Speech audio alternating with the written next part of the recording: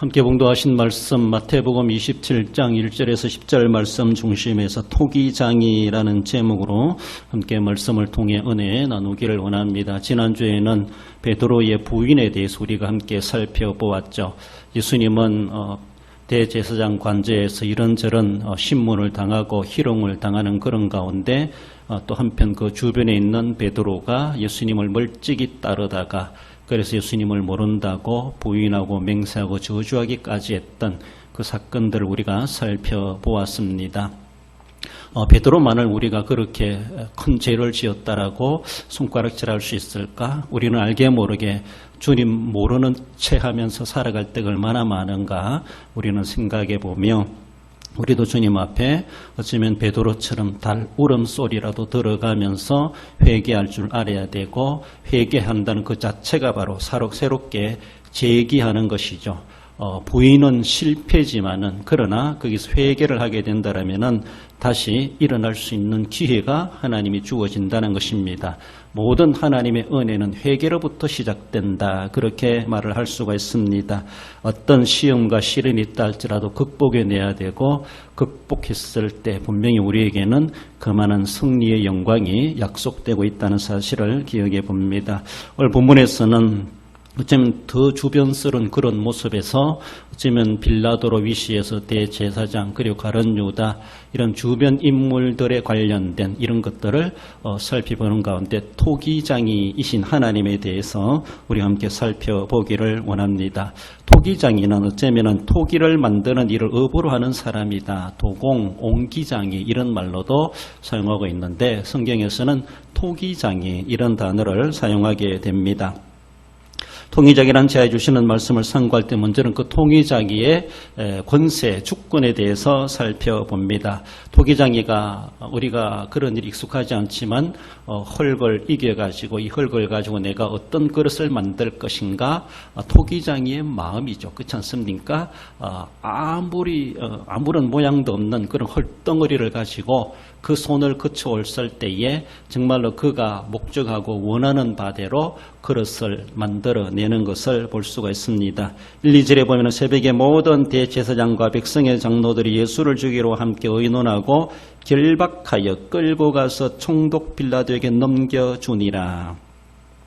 한편에서는 예수님을 이제 사형할 수밖에 없다라는 것을 종교적인 모습으로 그들은 판결을 내렸습니다. 그러나 사법적인 모습에서 당대 로마의 다스림을 받고 있는 이스라엘 나라가 아무리 종교적인 재판으로 끝났다 할지라도 사형시킬 수가 없습니다. 그래서 사법권을 가지고 있는 로마 대표할 만한 총독 빌라도에게 찾아가게 되죠. 예수님을 결박하여 빌라도를 찾아갑니다.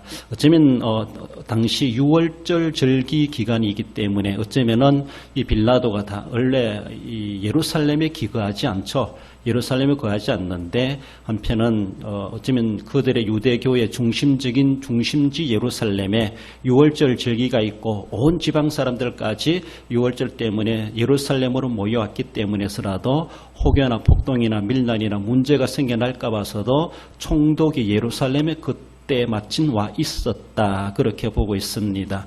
그래서 가까이 있으니까 총독 빌라도에게 예수님을 결박하여 끌고 가가지고 예수님은 죽을 죄를 지었다라고 하며 사형 선고를 내려달라 사법적인 권한을 가지고 있는 총독에게 의탁하게 되죠. 사실 뒤에도 우리가 나중에 살펴보겠지만은 예수님이 신성모독한 죄로 한편에서는 빌라도가 사형 선고를 내릴 수가 없습니다. 그건 아무런 자신의 정치적인 범위와 관련되지 않는 것이고 너희들이 유대인들의 종교적인 범위라는 것이죠. 그래서 종교적인 범위에 사형 언도 자기들이 내렸다 할지라도 빌라도마저도 정치적으로 사형 선고를 내릴 수가 없습니다.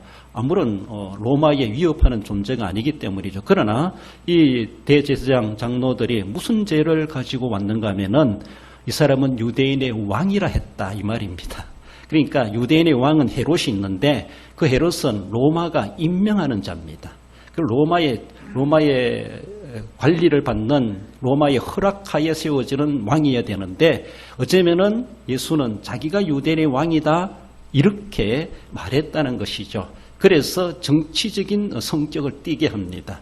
내가 왕이니까 많은 사람들이 자기를 따르고 그래서 로마가 세운 헤롯이 왕이라기보다 나도 왕이다라고 하며 정치적인 문제를 일으키게 하고 어쩌면은 서로 양대 왕들끼리 대결하게 되는 그런 밀란과 폭동이 일어날 수도 있다. 이런 정치적인 성격을 띠가지고 그래서 유대인의 왕이란 말이 거기서 나옵니다. 예수님이 유대인의 왕이라 했다. 어쩌면은 나중에 예수님도 그래 내가 유대인의 왕이다 이렇게 대답도 하시기도 하시지만은 예수님이 뭔가 정치적으로 로마를 대항한다든가 또 정권을 뒤엎은다든가 쟁탈하려고 한다든가 로마의 질서를 무시한다든가 그렇지 않은데 아무튼 그런 정치적인 성격을 이름을 가지고 유대인의 왕이라 했다라고 하며 빌라도에게 데리고 오게 됩니다. 오늘 그것을 보려고 하는 것이 아니라 이제 빌라도로부터 주변에 있는 사람들 하나님은 옹기장이로서 우리는 하나의 인간 헐덩이에 불과합니다. 이 헐덩이를 이겨가지고 그릇을 만드는 사람들 보면은 그걸 잘 이겨가지고 자기의 손에 거쳐서 어떤 그릇을 만들 것인가라고 하는 것을 나오게 되죠. 그래서 이사야 4장 8절에 보면 우리는 지늘기요 주는 토기장이니 우리는 다 주의 손으로 지으신 것이니이다 그렇게 말합니다. 우리는 원래 헐덩이입니다. 지늘덩이 귀한 거 있겠습니까? 그러나 도공의 손을 그치고 나오니까 그것은 정말로 고려 청자도 되고 백자도 되고 수억 가는 그런 비싼 그릇이 될 수도 있습니다. 어쩌면은 질그릇으로 쓰임받을 수 있겠지만은 아무튼 여러 가지 용도의 모양으로 또 기중품이 되기도 한다라는 것이죠. 그러나 그 이전에 우리는 그저 하나의 헐덩이에 불과합니다. 헐덩이가 무엇을 말할 수 있고 무슨 권리를 내세울 수가 있겠습니까? 옹기장의 즉 도공의 손의 움직임에 따라 도공의 마음에 따라서 그 작품은 어쩌면은 기천이 결정되게 된다는 것을 볼 수 있는데 그런 모습 속에서 하나님께서 이제 흙을 가지고 이기시고 만드시는데 대제사장과 백성의 장로들을 만드시는 겁니다. 우리는 그 손에 있는 진흙에 불과하다. 하나님의 손으로 지으신 것이다. 하나님이 그들을 하나의 대제사장으로 만들어 놓고 백성의 장로들로 하나님은 흙덩이를 만들어 가지고 만들어 놓았습니다. 얼마나 이름이 대단합니까? 대제사장이요 백성의 장로들이다.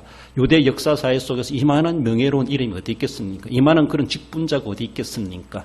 근데 어쩌면은 그 역대 대제사장들이 신실하고 거룩한 자의 표본으로서의 자리를 지켜왔는데 예수님 시대 이 대제사장 이렇게 가야바를 비롯한 이 대제사장 그리고 백성의 장로들은 어쩌면은 하나님이 그들을 대제사장 그릇으로 만들어 놓고 백성의 장로들로 만들어 놨는데 과연 귀중한 이름을 가지고 만들어 놓았지만은 그들은 예수님을 팔아버리고 예수님을 죽이는 그릇으로 쓰이게 되었다라는 것입니다. 이것이 바로 하나님이 그렇게 만드신 대로 그들은 쓰임받을 수밖에 없으셨다라는 것을 말씀합니다. 예수님을 죽이는데 주동자요 음모를 자칭하는 자들이고 행하는 자들이고 어쩌면은 예수님을 죽이는 장본인으로서의 앞장선 그런 주동자들로 하나님은 이름은 거룩하지만 그들의 쓰임으로 바라보면은 상당히 하나님 앞에 징계받아 마땅한 그런 존재들로 만들어졌다라는 겁니다. 나아가서는 빌라도 총독을 볼 수가 있죠. 빌라도 총독은 앞서 말씀드린 것처럼 절기로 인해서 그런지 예루살렘에 와 있었습니다. 때마침 그래서 그들이 빌라도에게 데려가자라고 해서 데려갔을 때 빌라도가 네가 유대인의 왕이냐라고 그렇게 묻죠. 그렇습니다. 그러니까 예수님도 그렇게 대답하시는 것을 볼 수 있습니다. 아무리 그렇다 할지라도 빌라도가 이리저리 살펴봐도 정치적으로 유대인 왕으로서의 폭동을 일으킨다든가 로마의 질서를 어지럽힌다든가 그런 것이 없거든요. 그래서 자칭 유대인의 왕이다 이런 말을 하는 겁니다. 자칭 어느 누구도 유대인의 왕으로 인정해 주지 않는데 그래서 어쩌면은 빌라도도 예수님에게서 아무 죄를 발견하지 못합니다. 누가 너를 유대인의 왕위로 고소권이 들어왔다 할지라도 살펴보니까 내용적인 적 그렇지 않다라는 것이죠. 그래서 빌라도는 무죄 석방하려고 하기까지 그렇게 했지만은 사람들의 원성 그래서 어쩌면 밀란이 날까봐 그저 한 사람 죽여주면은 저 백성들이 폭동을 안 일으킬 텐데 내가 괜히 죄 없다고 석방해 놓으면은 저 사람들 어떻게 내가 감당할 것인가? 혹여나 군대를 풀어서 제압할 수도 있겠지만은 그러면 더 큰 피를 흘리는 그런 결과를 나타낼 수 있다는 판단이 아니었겠나 싶습니다. 그래서 억울하지만 이 예수란 청년을 그저 넘겨주면은 저들이 조용해지지 않겠는가, 이런 모습 속에서 그저 정치적인 자신의 자리를 지켜내기 위해서, 그리고 가이사 황제한테 책망받지 않기 위해서, 자기가 다스리는 그런 지역에 폭동이 일어난다라면은 총독으로서 문책감이 되기도 하죠. 그런 모습 속에서 자기 위주로, 자기 안전으로 그저 예수님 하나의 희생 제물로 던져주는 그런 결과를 맞게 되죠. 그래서 총독 빌라도는 그런 그릇을 하나님이 만들어 놨다는 겁니다. 그런 이름은 대단한 총독이지만은 그러나 자기의 안전을 위해서 한 생명을 억울하게 죽게 내버려주는 이러한 모습들, 정치적으로 개입하여서 예수님을 죽게 만드는 그런 장본인으로서 빌라도, 천추의 지금까지 우리가 오늘도 사도신경 신앙고백했지만 빌라도 총독이 고난을 받으시고 본디오 빌라도 총독이, 그렇죠? 그렇습니다. 역사적으로 그 이름이 아주 불명예스럽게 남겨지게 된 것을 봅니다. 그러므로 우리가 잠시의 모면하기 위하여서 그렇게 했다가는 역사 수천 년에 걸쳐서 불명예스러운 인물로, 어쩌면 오늘 우리나라도 일제강점기를 시작하기 전에 역적이다, 친일파다, 대표적인 그런 이름들이 우리가 알고 있는 것처럼 역사에 정말로 그렇게 저주거리가 될 만한 그런 이름, 나는 그 집안의 후손이다, 그 후손들도 감히 말도 못할 정도로 불명예스럽게 되는 것을 볼 수가 있습니다. 아무튼 총독이지만은 그런 그릇을 하나님이 만들어 놓았기 때문에 그렇게 쓰일 수밖에 없었다라는 겁니다. 가룟 유다는 물질력으로 시험을 받아 사탄에 매수되게 되죠. 그렇습니다. 사실 가룟 유다만이 아니죠. 우리는 물질이든 명예든 또 성적이든 무엇이든 사탄에 매수당할 수가 있습니다. 사탄이 우리를 그렇게 유혹해가지고 우리를 거기서 완전히 인생 실패자가 되게 만들 수가 있는 것이죠. 아무튼 가룟 유다는 물질적인 관점에서 그가 시험에 빠지게 되었고, 그것을 제대로 관리하지 못하므로 결국은 그가 정말로 예수님을 배신하고 팔아버리는 그런 역할로서 가룟 유다란 그릇이 그렇게 하나님은 만들어 놓으셨다라는 겁니다.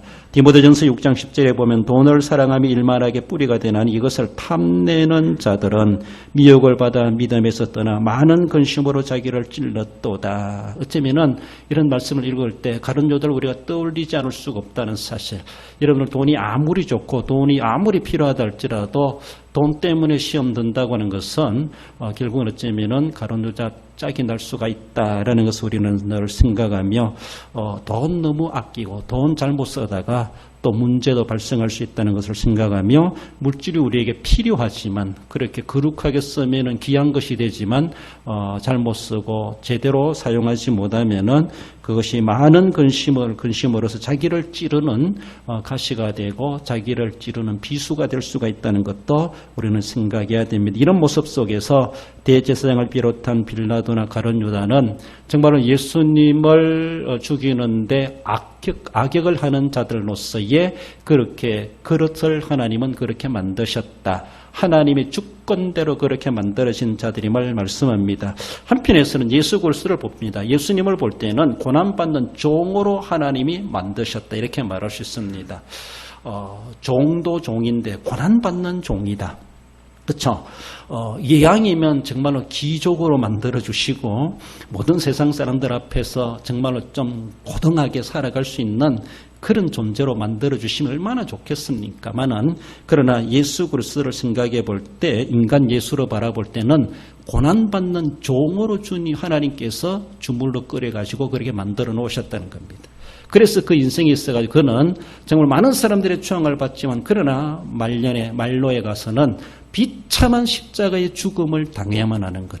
이것이 하나님 아버지께서, 토기장이께서 그 진흙을 빚어가지고 그렇게 만들어 놓으셨기 때문에 어쩌면 대제사장대로 쓰여지고, 총독은 총독대로 쓰여지고, 가룟 유다는 가룟 유다로서 그렇게 쓰여졌다라면은 인간 예수님은 비참한 희생 제물이 되는, 그런 그릇으로 하나님께서는 만드셨다라는 겁니다. 우리 이사야 45장 9절 읽어봅시다. 질그릇 조각 중 한 조각을 같은 자가 자기를 지으신 이와 더불어 다툴진대 화 있을진저 지늘기 토기장이에게 너는 무엇을 만드느냐 또는 내가 만든 것이 그는 손이 없다 말할 수 있겠느냐. 무슨 말입니까?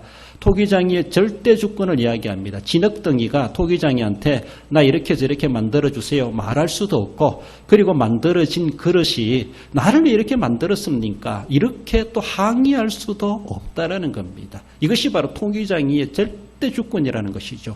하나님의 절대 주권이죠. 그렇습니다. 이렇게 어쩌면 아주 못쓸 그릇으로도 하나님은 만들어 놓으셔서 못쓸 그릇은 못쓸 그릇대로 하나님은 또 쓰시기도 하신다. 하나님의 구속의 역사에 다 필요한 존재들로 악역을 하는 자들로 하나님은 쓰시기도 하셨고, 그래서 인간 예수님으로 바라볼 때는 억울한 죽음을, 비참한 죽음을, 당대의 최고의 고통스러운 십자가형을 당하는 그런 그릇으로 하나님이 만드셨다. 이것이 결국은 바로 하나님의 구속의 역사를 이루게 하시는데 주인공이든 엑스트라든 그런 모습 속에서 다 쓰임받게 하셨다라는 것입니다. 그렇습니다. 여러분들은 생각할 때 하나님은 나를 왜 이렇게 만들어 놓으셨습니까? 정말로 환영하는 모습일까 아니면 불만이 있는 모습일까? 그런 모습이기도 하죠. 죄송한데 저는 남자로 태어난 게 너무나 고맙다 이런 생각이 들어요. 날 이렇게 예쁘게 아름답게 만들어주시니 너무나 고맙다 생각이 들어요. 누가 뭐래도 저희 엄마 물어보면 제가 제일 잘생겼대요. 그러니까 그것처럼 하나님의 걸작품인데 누가 뭐래도 저는 이런 거룩한 교만성을 가지고 자부심을 가지고 살아갑니다. 그걸 볼 때마다 와 정말 잘생겼다. 잘생겼습니다. 누가 뭐래도 진훈이 안경이라고 자부심을 가지고 그래도 하나님이 만들어 놓으시는데 우리 엄마가 낳아주셨는데 이런 자부심 그렇지 않습니까? 저보다 잘생긴 사람 나오라 보러서 없습니다. 제가 볼 때는. 그렇습니다. 우리가 불만을 가지면 끝이 없습니다. 어쩌면 또 여러 성격적인 또 우리의 어떤 지식 기능적인 역할적인 모습에서도 보면은 하나님께서는 우리에게 무한한 잠재를 심어주었다고 볼 수 있습니다. 우리 그것을 개발해내야 되죠. 우리의 머리 두뇌도 정말로 제대로 사용도 못한다 그랬잖아요. 우리가 휴대폰을 가지고 있지만 이거 제대로 사용하고 있습니까? 거저 쓰는 거 한두 가지 몇 가지. 과연 여기서 여러분 한 10가지 이상 쓰시는 분이 있는가 물어보면 없을 수도 있습니다. 쉽지 않습니다. 얼마나 무한한 기능이 있는지 우리는 다 쓰지도 못하고 있습니다. 우리 몸도 우리 두뇌도 우리에게 주신 여러 가지 인격적인 모습에서도 마찬가지라는 것이죠. 하나님은 그렇게 다양하게 귀한 존재로 그렇게 심으시고 만들어 놓으셨는데도 못난 것만 생각하고 자꾸 못나게 생각하고 불만을 가진 거 여러 가지로 하나님 앞에 불평한다라면은 제대로 자기를 발견하지 못한 것은 아닌가. 하나님이 우리에게 다 정말로 이상이 있는 그런 존재로 정말 귀한 존재로 그런 존재로 만들어 주셨다라는 것을 생각하며 나를 왜 이렇게 만들어 놓았습니까? 그렇게 따질 수가 없는 진흙덩이라는 겁니다. 오늘 본문에 이사야 45장 9절 말씀에 만들어지기 전에도 말할 수가 없고 만들어 완성품 되었을 때도 왜 나를 이렇게 만들었습니까? 하나님 원망할 수가 없다라는 겁니다. 하나님의 목적대로 귀하게 들어 쓰임 받으면은 그것이 우리의 인생의 최고의 인생을 사는 삶이고 하나님께 영광이 된다라는 겁니다. 한편에서는 우리가 다 자기의 내면에 숨겨진 하나님의 다르게 뒤에도 말씀드린 하나님의 형상 그것을 다 발견하지 못하고 끄집어내지 못하고 개발하지 못 사용하지 못하고 있는데 그래도 하나님은 우리에게 하나님의 형상으로 만들어 주셨다라는 것을 늘 생각하며 그 형상의 기능과 능력적으로 바라볼 때는 세상 사람들 학식 있는 사람들 뒤따라올 수 없을 정도로 그런 하나님의 영광이 될 만한 그런 그릇을 우리를 만들어 주셨다는 것에 자부심을 가지며 그것을 우리는 보화를 캐듯이 캐내가지고 발견해가지고 그것을 끄집어내가지고 하나님의 나라에 위해서 쓰임받는 자들이 될 수 있어야 할 것입니다. 하나님의 주권적 은혜가 우리에게 많이 내재되어 있고 그런 풍성한 질적인 아름다운 것들이 품어져 있다는 것을 기억하십시다. 나아가서는 두 번째로는 토기장이의 판단을 봅니다. 토기장의 판단은 만들어진 그릇을 두고 보존하느냐 깨뜨리느냐 판단할 수 있다라는 것을 볼 수가 있죠.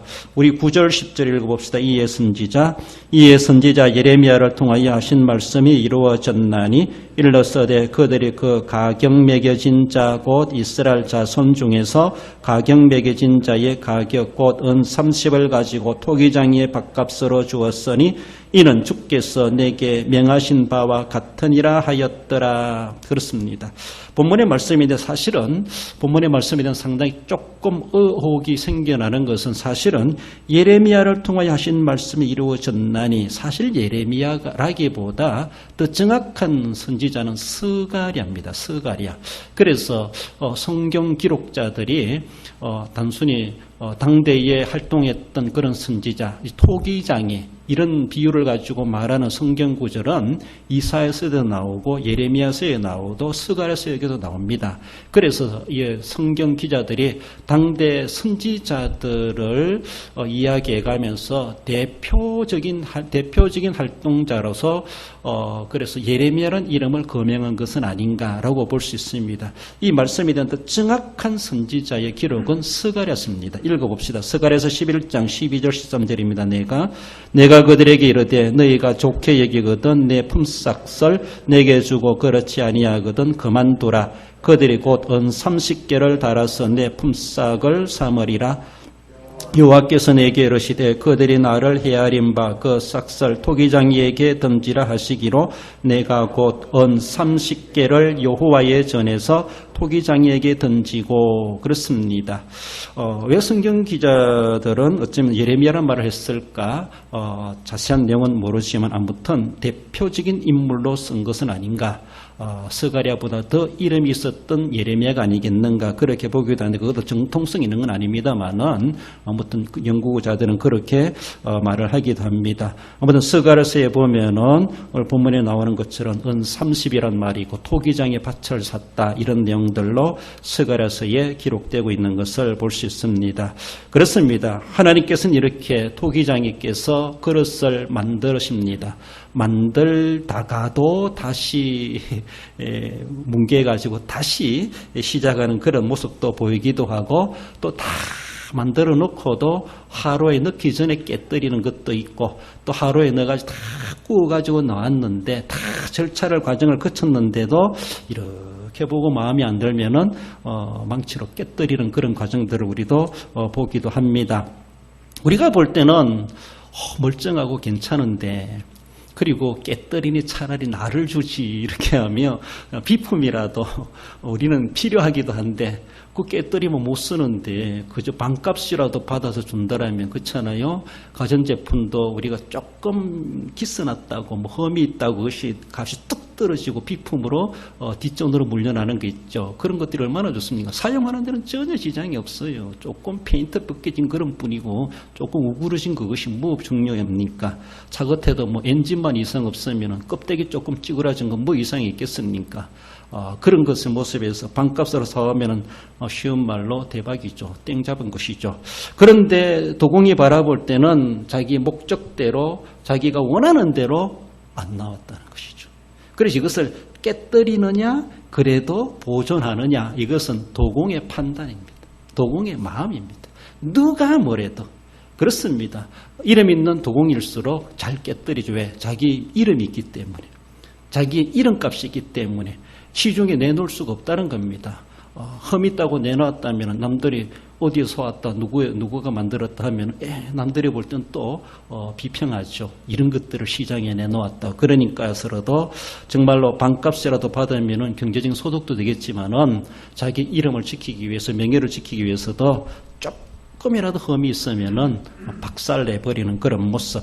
아무튼 박살내든지 내놓든지 하는 그 판단은 도공, 옹기장이의 주권이라는 겁니다.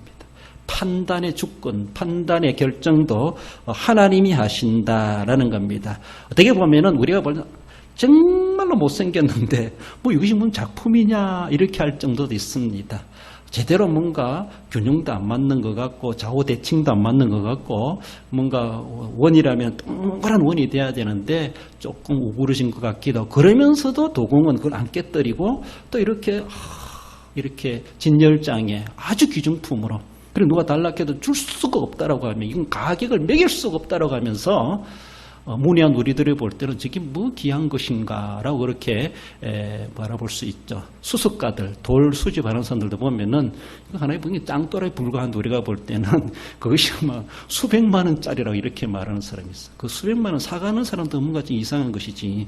아무튼 그래도 뭔가 눈이 있고 볼 줄 아는 사람은 예술적인 감각이 있고 보는 눈이 있습니다. 거기에 대해서 그것을 판단해 내기도 하죠.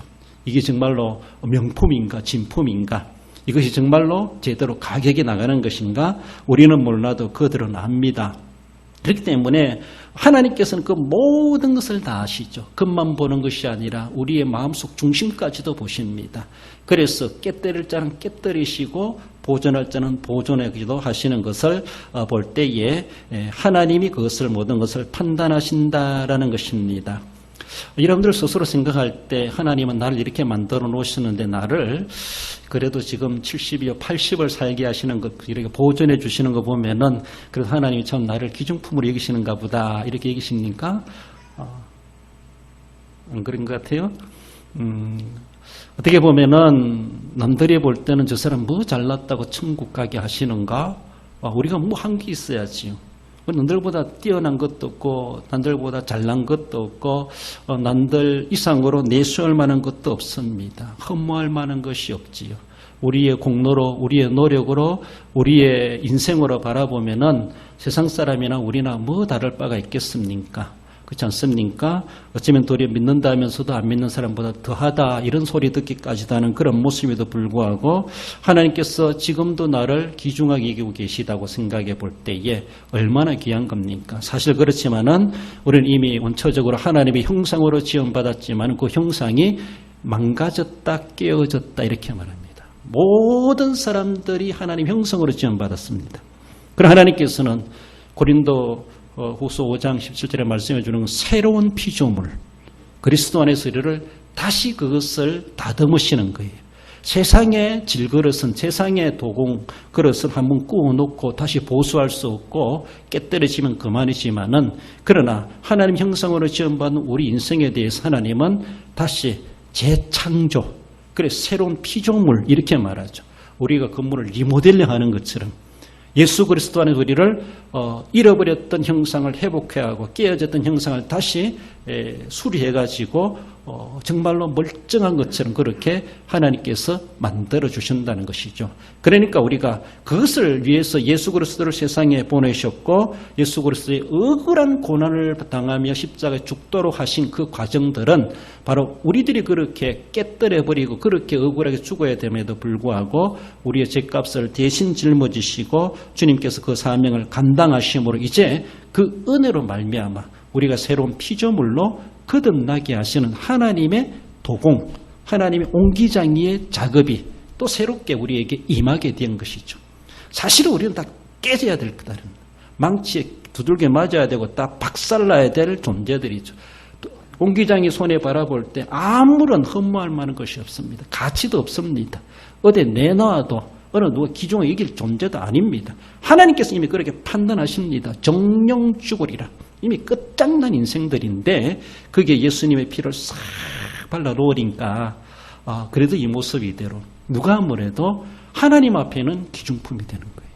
하나님의 진열장에 하나님의 곳간에 영원히 보장되는 그게 보존되어지는 하나님의 소장품이 되는 것이죠.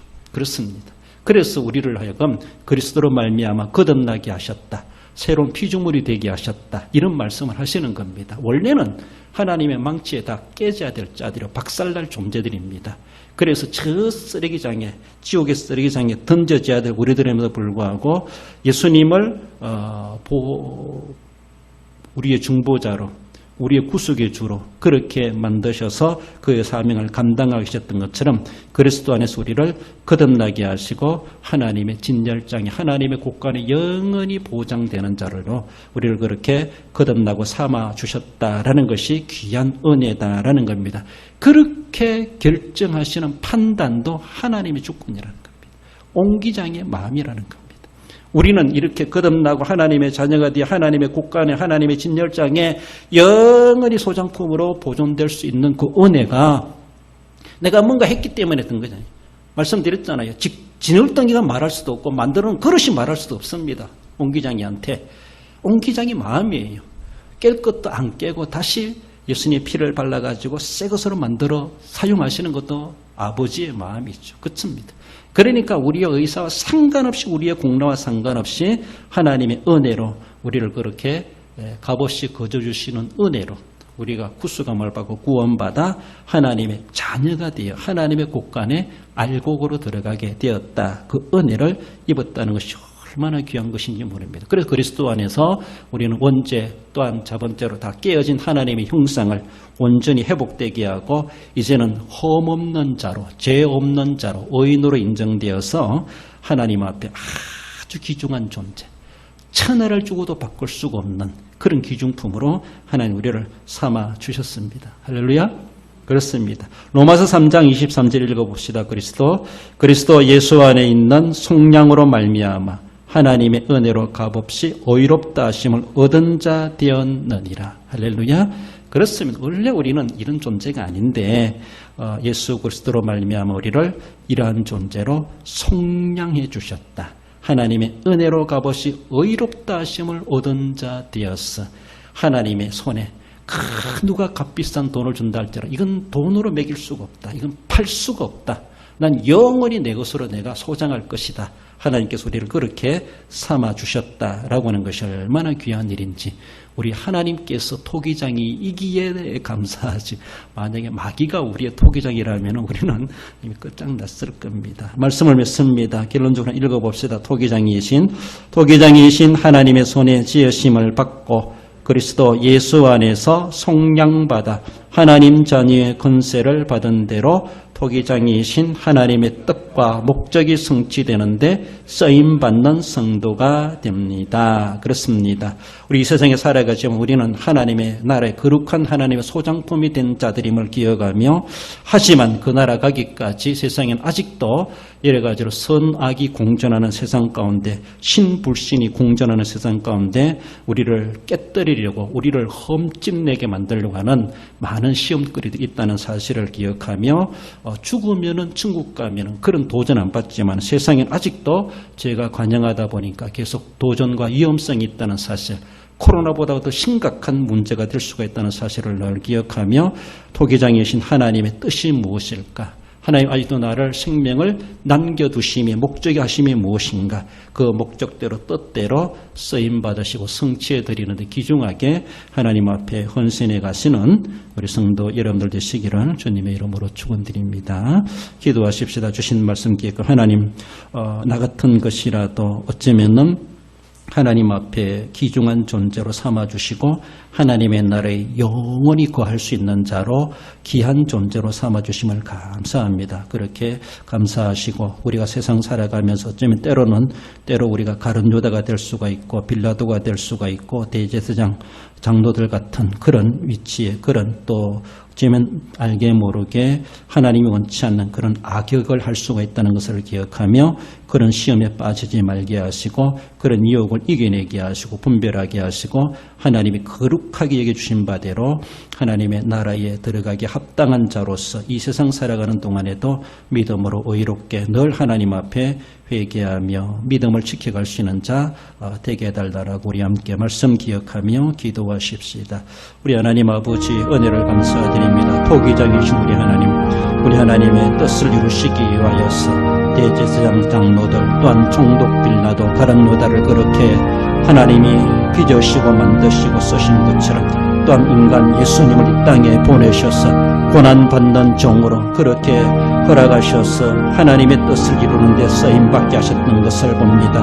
우리는 아무 공로 없고 아무 한 일도 없고 우리 의를 드러낼 수 없지만 예수 그리스도의 값없이 거저주시는 은혜로 말미암아 예수 그리스도의 공로로 말미암아 그 피의 보혈의 능력을 드립게 하시고 우리가 깨어지고 망가지고 하나님 앞에 버림받아 마땅한 존재이지만은 예수 그리스도로 말미암아 하나님의 나라에 하나님의 곳간에 하나님 영원히 구할 수 있는 자들로 삼아주신 은혜 감사합니다. 값없이 거저 주시는 하나님의 은혜를 기억해 볼 때 참으로 감사할 수밖에 없습니다. 그러므로 구속함을 받은 은혜 받은 자임을 알고 하나님 오늘 남겨주심에 대한 뜻과 목적을 되새기며 하나님의 뜻과 목적을 성취해 드리는데 귀중하게 들어 쓰임받기 합당한 자 되게 해주시기 원하오며 예수님의 이름으로 기도 올리옵나이다. 아멘. 주일날 베드로의 비전에 대해서 우리가 살펴보았습니다. 베드로는 수제자라 할 만큼 그리고 어떤가는 제자이지만은 그러나 그는 어쩌면은 나그네들을 돌볼 줄 알았고 정말 여러 가지 힘없고 연약한 자들을 자기의 성도 관리해야 될 대상인 줄 알고 나그네를 그렇게 바르게 인도해가는 그런 비전을 가졌습니다. 또한 예수님의 이름을 드러내기 위해 자기가 엎드려지고 자기가 낮아지는 비전을 가지고 있었습니다. 교회를 세우는 자로서의 비전을 가지고 주님 앞에 그 비전을 성취하기 위해서 일생을 통하여 순교의 제물이 되기까지 섬겼던 것을 우리는 기억하십시다. 그리고 오후에 율법에서 자유하자라고 말씀해 주셨는데 아담의 율법, 모세의 율법, 자기의 율법이 필요하지만 율법에서 자유해야 될 것을 말씀하시는 것처럼 늘 하나님이 기뻐하시는 그대로 자유롭게 하나님을 마음껏 섬겨갈 수 있는 자 되게 해달라고 주일날 주셨던 말씀 기억하며 다시 한 번 더 기도하십시다. 우리 하나님 아버지, 베드로를 하나님이여 그 부인하고 주님을 부인하고 맹세하고 저주했던 그런 자리에서도 회개하게 하시고 성령 충만함 받게 하시고 새롭게 거듭나게 하시고 어려운 시대에 나그네들을 돌보며 그들을 목양하며 그들을 지도하는 그런 아름다운 비전을 주시고 그렇게 힘겨운 사역들을 감당케 하셨던 것을 봅니다. 자기는 더욱더 낮아지고 수그러지고 오직 주님의 영광, 주님의 이름을 높여내기 위하여서 그토록 그렇게 몸부림치며 나타났던 그런 비전을 가지고 숨겨갔던 것을 기억합니다. 하나님 아버지, 자기의 핏부림으로 인하여서 내 이름의 교회를 세우리라 말씀하신 것처럼 하나님의 교회가 세워지기 위하여서 몸부림쳤던 베드로의 비전, 그 삶을 기억해 봅니다. 하나님 아버지, 주님이 준 그 비전이 내 비전이 되게 하시고 그 비전을 저버리지 아니하여 그 비전을 마음에 품고 비전을 이루기 위해서 일생을 다해 하나님 앞에 비전대로 하나님의 뜻대로 섬겨갈 수 있도록 하나님 도와주시기를 원합니다. 율법에서 자유해야 될 것을 말씀하신 하나님, 죄책감 속에 빠져 살아가지 말게 하시고 율법으로 죄가 무엇인지를 분별해 가게 하시고 알게 해 주시고 그래서 죄를 알고 죄를 피하고 죄를 하나 이겨내고 죄를 회개하고 그래서 하나님 참 자유와 은혜와 하나님이 주시는 은혜와 사랑을 누려 살아갈 수 있도록 평강의 삶이 이루어질 수 있도록 도와주시기를 원하오며 예수님의 이름으로 기도 올리옵나이다. 우리 주일학교를 위해 주일학교 수련회와 주일학교 헌신예배 위해서 주일학교 발전을 위해서 각 기관과 구역과 부서들을 위해서 우리가 전한 이웃 주민들, 우리의 전도 대상자들, 선교사님들을 위해서 선교사님들, 그들은 선교하지만 그 나라에서는 외국인이기 때문에 코로나 예방 접종도 참으로 차선으로 미뤄져 있고 여러 가지 열악한 환경 가운데 또 이러한 질병에 노출되고 있습니다. 선교사님들 안전을 지켜달라고 그들도 백신을 맞아서 잘 극복해낼 수 있도록 그런 은혜를 주시기를 위해서 기도하시고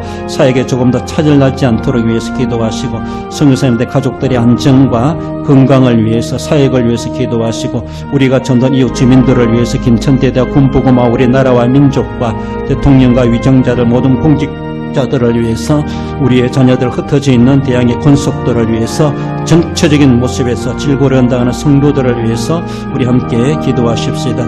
우리 하나님 아버지, 우리 주일학교를 사랑하시고 또 올해도 우리를 사랑하시 열악한 가운데서도 주일학교 수련회와 또 헌신예배를 앞두고 있습니다. 하나님 아버지, 힘든 생활 가운데서도 개차고 장원이 하나님 도와주시고 덕스럽고 은혜롭게 하시고 안전하게 하시고 하나님의 영광에 대해 우리에게 유익한 은혜의 풍성한 시간들이 될 수 있도록 우리 하나님 도와주시기 바랍니다. 기도하며 준비하는 것들이 아름답게 하시고 준비 과정이 은혜가 되게 하시고 하나님의 역사하심을 체험할 수 있는 귀하고 귀한 시간들 되게 해주시기 원합니다. 그래서 주일학교가 더 활성화되고 부흥되고 발전해 가게 하시고 헌신자들이 생겨나게 하시고 하나님의 귀한 자녀들을 보내어 주셔서 2세 다음 세대 인재들을 양성하는 우리 주일학교가 될 수 있도록 도와주시길 원합니다. 각 기관과 부서와 구역을 기억해 주옵소서. 든든히 서게 하시고 하나님이 조금 더 어림없게 하시고 지역 복음화를 위해서 최선을 감당하며 기관이 활성화되어 기관의 책임과 역할을 감당해 갈 수 있게 하여 주옵소서. 우리의 전도 대상자들, 우리의 전도하는 구역과 우리의 마을과 주민들을 기억해 주시고 그 영혼들을 불러주시고 빈자리가 채워지게 하시고 구원해 하는 교회로서의 사명을 이 시대의 바르게 사명을 감당해 갈 수 있게 하시고 온 성교회 온 성도들에게 협력해 갈 수 있도록 우리 하나님 도와주옵소서. 하나님이여 교회가 섬기는 선교사들 선교사님들 안전을 지켜주시고 현재 열악한 가운데 있지만 하나님이 돌봐주시옵소서. 주님의 보혈로 저희들을 감싸주시고 주님의 날개로 저희들을 감싸주시고 주님이 오직 피난처시고 주님이 백신이 되어주시고 주님이 저희들의 안전한 곳이 되어주시길 원합니다. 교회가 하는 모든 일들마다 선하고 아름답게 이루어지게 하시고 군부대와 이 나라 민족과 대통령과 이중과 공직자들 기억하시고 출타격지 사방에 흩어진 모든 하나님의 자녀들 권속들 우리 대항의 권속들을 지켜주시옵소서. 주님의 몸되신 교회를 알게 모르게 섬기는 모든 인물들을 그들을 기억하여 주시고 날마다 저희들의 손길로 교회가 든든히 세워져 가고 하나님 영광을 높이 드러내는 주님의 교회가 되게 해 주옵소서. 주님께서 사용하시고 영광 받으시기를 원하오며 이제도 살아계시고 역사하시는 거룩하신 예수님의 이름으로 기도 올리옵나이다.